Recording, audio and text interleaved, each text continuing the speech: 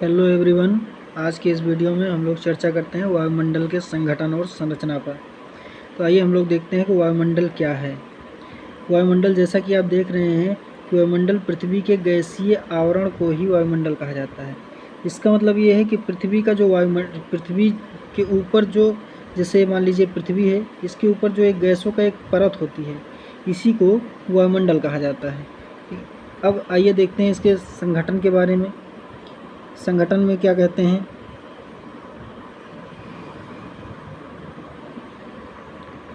वायुमंडल का संगठन, वायुमंडल किन किन वस्तुओं से मिलकर बना हुआ है। जैसे कि आप देख रहे हैं कि वायुमंडल में गैसें हैं, जलवाष्प हैं और धूलकण हैं।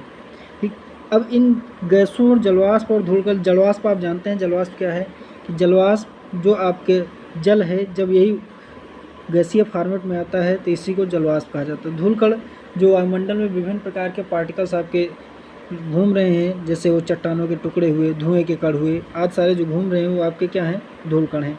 वहीं गैसों की बात की जाए तो वायुमंडल में बहुत सारी गैसें हैं, जिसमें से कुछ गैसें आपके सामने लिखी हुई हैं। इनका संगठन क्या है, तो जब सबसे पहले नाइट्रोजन जिसका प्रतीक है N2।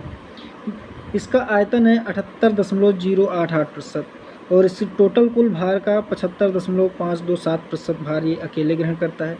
फिर उसके बाद दूसरी सबसे अधिक मात्रा में पाई जाने वाली गैस है आपकी ऑक्सीजन जो है उसकी मात्रा है 20.949% और इसका जो कुल भार है, कुल वायुमंडल के भार का 23.143% भार ये अकेले ग्रहण करती है। फिर अगली जो अधिक मात्रा में गैस है वो है आपकी आर्गन का जो मात्रा है वो 0.93% और कुल वायुमंडल का 1.282% है। फिर अगली जो आपकी अधिकतम गैस है वो है कार्बन डाइऑक्साइड, जिसकी मात्रा वायुमंडल में 0.03% और इसका जो कुल वायुमंडल का जो भार है वो 0.0456% है। वहीं इसके बाद कुछ ऐसी गैसें हैं जिनकी मात्रा वायुमंडल में काफ़ी कम, जैसे नियान, इसकी जो मात्रा 0.0018% है। वहीं हीलियम है आपकी, हीलियम की मात्रा 0.0005% है। ओजोन है, ओजोन की मात्रा 0.00006% है। और सबसे कम मात्रा में जो आपकी गैस है वो है आपकी हाइड्रोजन गैस, जिसकी मात्रा है 0.00005%।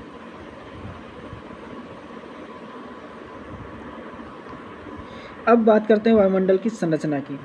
तो वायुमंडल की संरचना के बारे में अगर आप देखें तो वायुमंडल की संरचना में आप देखेंगे तो वायुमंडल कई भागों में विभाजित है। जैसे आप देख रहे हैं कि यहाँ पर आपको दिख रहा होगा कि वायुमंडल में को मुख्यतः 4 भागों में डिवाइड किया गया है। सबसे पहला आपका क्षोभ मंडल, दूसरा है समताप मंडल, तीसरा है आपका मध्य मंडल और चौथा है आपका बहिर्मंडल, जिसे ताप मंडल कहते हैं। और ताप मंडल को फिर से 2 भागों में बांट दिया जाता है, आयन मंडल और आयतन मंडल। अब अगर क्षोभ मंडल की बात की जाए तो क्षोभ मंडल की जो ऊंचाई है वो भूमध्य रेखा पर लगभग 18 किलोमीटर तक की ऊंचाई के तक पाई जाती है और ध्रुवों पर वो 8 से 10 किलोमीटर की ऊंचाई तक पाई जाती है। जितनी भी क्षोभ मंडल की खासियत ये है कि जितनी भी आपकी वायुमंडलीय क्रियाएं होती हैं, चाहे वो बादल का बनना हो, वर्षा का होना हो, ठीक है, जो भी आपको बादल दिखाई देते हैं, वर्षा होती है, वो विभिन्न प्रकार की जो भी घटनाएं होती हैं वायुमंडलीय घटनाएं, जिसमें आप चक्रवात, तूफान, जो भी घटनाएं देखते हैं वो सारी की सारी घटनाएं आपके क्षोभ मंडल में ही होती हैं। क्षोभ मंडल की जो औसत ऊंचाई है वो लगभग आपकी 14 किलोमीटर है। इसके बाद फिर अगली परत है वो है समताप मंडल। लेकिन क्षोभ मंडल और समताप मंडल को एक सीमा के माध्यम से अलग किया जाता है, जिसे क्षोभ सीमा या ट्रोपोपास कहते हैं। फिर उसके बाद दूसरा आपका है समताप मंडल। समताप मंडल की जो ऊंचाई है वो 18 किलोमीटर से लेकर 50 किलोमीटर तक और 60 किलोमीटर, कहीं कहीं पर 60 किलोमीटर तक मानी जाती है, ठीक।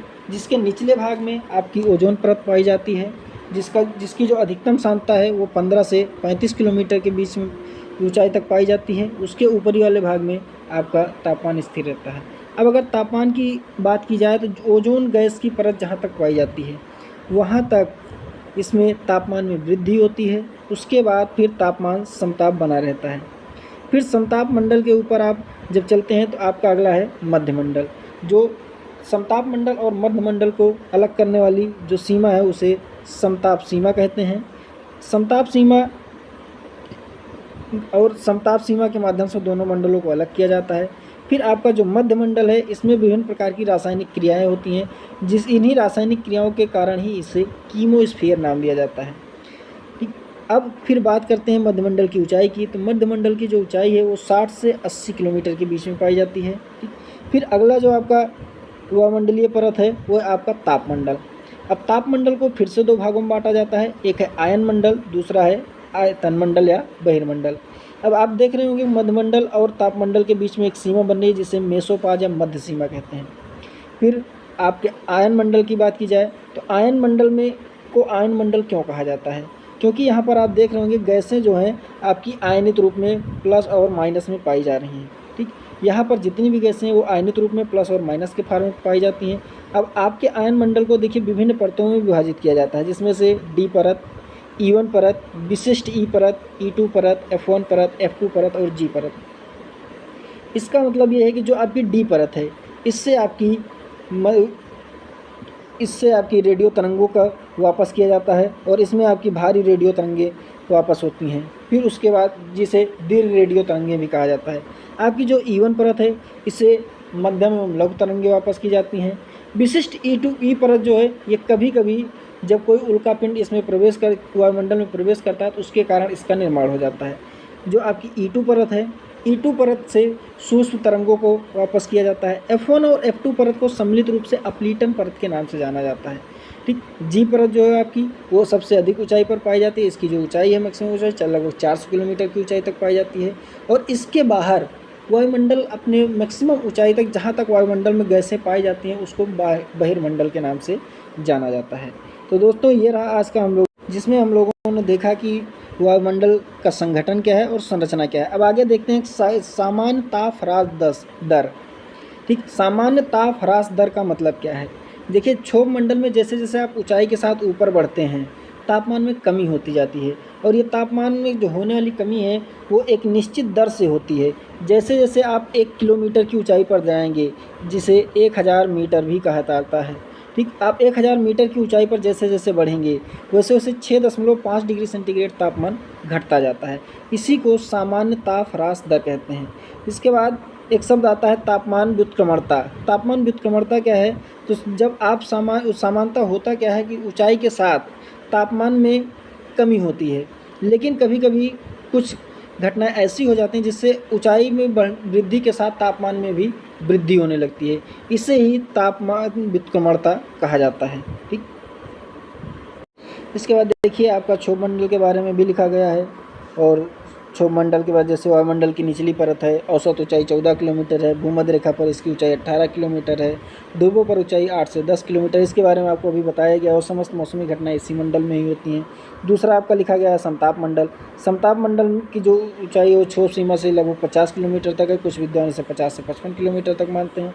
ठीक, इसका जो तापमान है वो सामान्य बना रहता है। इसके निचले भाग में ओजोन परत का विस्तार पाया जाता है। ओजोन परत में तापमान वृद्धि 5 डिग्री सेंटीग्रेड प्रति किलोमीटर की दर से होती है। जैसा कि हमने आपको बताया कि ओजोन में जैसे ही आप समताप मंडल में जाते हैं तो जहाँ तक ओजोन गैस पाई जाती है वहाँ तक इसके तापमान में लगातार वृद्धि होती है। लेकिन जब ओजोन गैस की सांद्रता कम हो जाती है तो इसका तापमान स्थिर बना रहता है। ठीक, वही चीज़ यहाँ पर लिखा गया है कि ओजोन परत में तापमान में जो वृद्धि होती है वो 5 डिग्री सेंटीग्रेड प्रति किलोमीटर के हिसाब से होती है।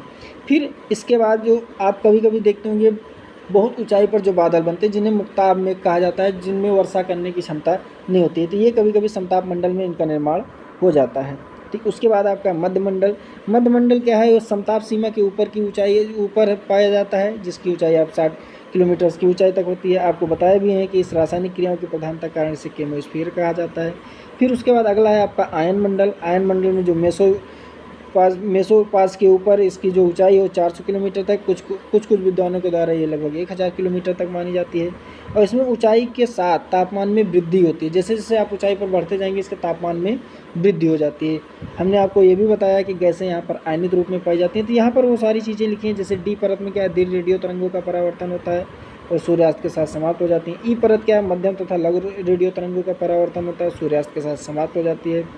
उसके बाद आपकी विशिष्ट ई परत है, जिसका अभी हमने आपको बताया एक उल्काओं के प्रवेश के द्वारा कभी कभी इसकी उत्पत्ति हो जाती है, जिससे अत्यंत लघु रेडियो तरंगों पर प्रभाव पड़ता है। फिर आपकी है E2 परत, जिससे ऑक्सीजन के परमाणुओं पर फोटॉन्स की प्रतिक्रिया के कारण इसकी उत्पत्ति होती है। फिर आपका F1 और F2 परत, जिसके बारे में हमने कहा कि F1 और F2 दोनों परतों को सम्मिलित रूप से अपलेटन स्तर कहा जाता है। फिर G परत है, इसकी ऊंचाई लगभग 400 किलोमीटर तक है। ठीक, इसके बाद वायुमंडल का जो संरचना है उसके संबंध में एक नई परिकल्पना आती है जिसे मार्शल निकोलेट ने प्रस्तुत किया है।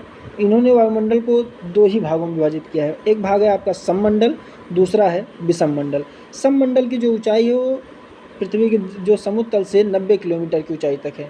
जैसा कि देखिए, आप अगर देखे होंगे, आप देखेंगे तो उसमें जैसे अभी आपको दिखाया गया है, इसमें देखिए यहाँ पर 80 किलोमीटर की ऊंचाई तक मध्यमंडल है। उसके बाद आपका जब गैस से आयनित रूप में हो जाती हैं तो वो आपका जो है आयन के रूप में हो जाता है। तो यहाँ पर जो आपका क्षोभ मंडल, समताप मंडल और मध्यमंडल को मिलाकर, ये तीनों को मिलाकर आपका जो है वो सममंडल है। उसके बाद ऊपर वाला जो मंडल है वो आपका विषम मंडल है। विषम मंडल की जो ऊंचाई है वो 90 किलोमीटर से 10,000 किलोमीटर तक है। ठीक, अब विषम मंडल में कई प्रकार, इसको भी कई भागों में बांट दिया गया, जैसे आणविक नाइट्रोजन परत, आणविक ऑक्सीजन परत, हीलियम परत और हाइड्रोजन परत। अब जो इसमें आणविक नाइट्रोजन परत है, इसका मतलब ये है कि यहाँ पर जो नाइट्रोजन गैस है वो अणुओं के रूप में पाई जाती है। आणविक ऑक्सीजन परत, यहाँ पर जो आपकी ऑक्सीजन गैस के अणु पाए जाते हैं। आणविक हीलियम परत और आणविक हाइड्रोजन परत, ये पर इनमें इन्हीं गैसों की ही अधिकता है जिन गैसों के बारे में आप देख रहे हैं, जिनके नाम पर इसका नामकरण किया गया है। फिर आप सुने होंगे अरोरा ध्रुवीय ज्योति।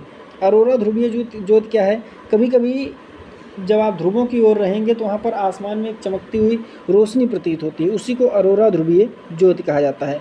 और जो अरोरा ध्रुवीय ज्योति होती है, चाहे वो अरोरा ऑस्ट्रियालिस हो या अरोरा बोरियालिस हो, अरोरा बोरियालिस उत्तरी ध्रुव पर होती है और अरोरा ऑस्ट्रियालिस दक्षिणी ध्रुव पर होती है। ये घटना आयन मंडल में ही देखी जाती है। ठीक है दोस्तों, आज का वीडियो यहीं पर समाप्त करते हैं। नेक्स्ट वीडियो में हम लोग आगे देखेंगे।